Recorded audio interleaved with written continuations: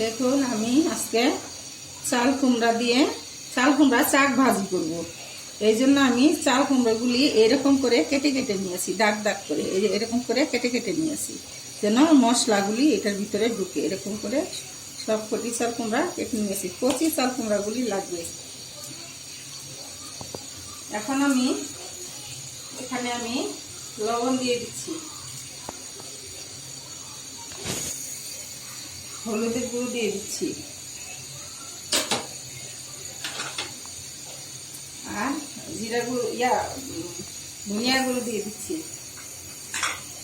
আর শুকনো মরিচ দিয়ে দিচ্ছি, দিয়ে মাখিয়ে নিব।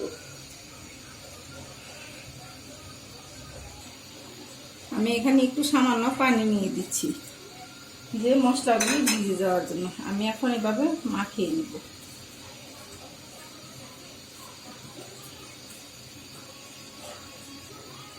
আমি কড়াইয়ে তেল দিয়ে দিচ্ছি, অর্ধেক মাখিয়ে নিয়েছে, কারণ সবগুলো একসাথে মাখাইলে পানি উঠবে। এই জন্য এখন আমি দিয়ে দিচ্ছি কড়াইয়ে।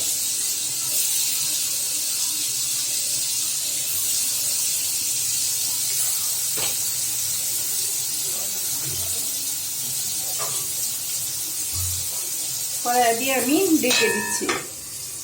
এভাবে আমি কিছুক্ষণ পর পর উঠিয়ে দিব।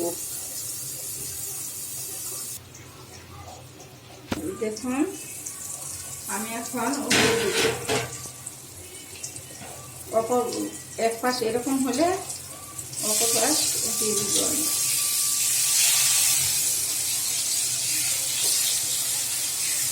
এভাবে এক এক করে সবকটি উঠিয়ে দিব। আবার আমি অল্প আছে, চুলার আগুন কমিয়ে দিবেন, এভাবে অল্প আছে ভাজতে থাকবেন।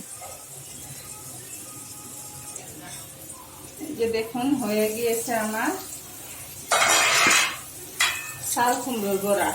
এইভাবে আপনারা ভেজে দিবেন।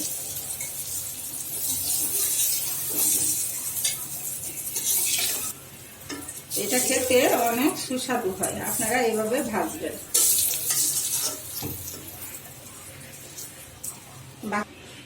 অবশিষ্ট যেগুলি আছে আমি এগুলিও ওইভাবে মাখিয়ে নিব, আর ওইগুলির মতো আমি সবকটি ভেজে নিব।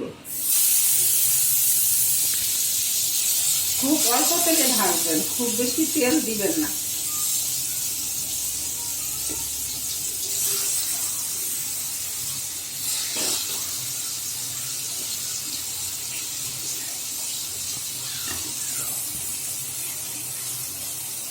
একটু তেল দিয়ে দিচ্ছি।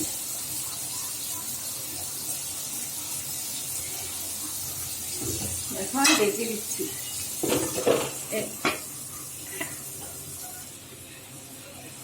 দেখুন হয়ে গিয়েছে আমার চাল কুমড়ার শাক ভাজি।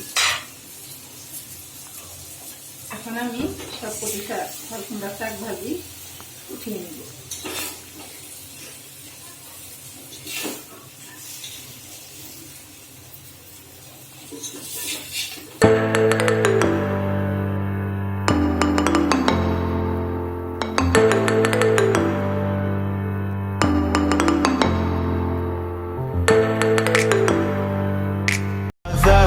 It's caught in the crossfire. It's caught in the crossfire.